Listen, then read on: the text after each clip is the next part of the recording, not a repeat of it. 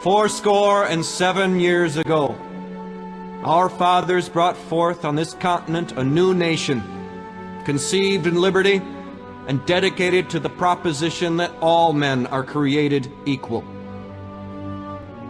Now we are engaged in a great civil war, testing whether that nation, or any nation so conceived and so dedicated, can long endure. We are met on a great battlefield of that war. We have come to dedicate a portion of that field as a final resting place for those who here gave their lives that that nation might live. It is altogether fitting and proper that we should do this.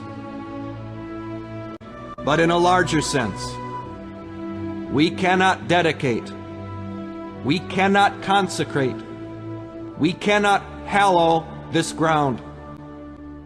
The brave men, living and dead, who struggled here, have consecrated it far above our poor power to add or detract.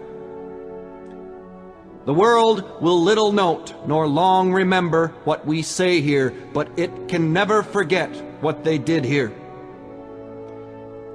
It is for us, the living, rather, to be dedicated here to the unfinished work which they who fought here have thus far so nobly advanced.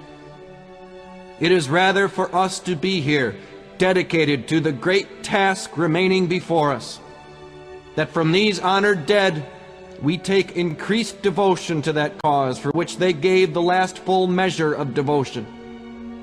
That we here highly resolve that these dead shall not have died in vain, that this nation, under God, shall have a new birth of freedom, and that government of the people, by the people, for the people, shall not perish from the earth.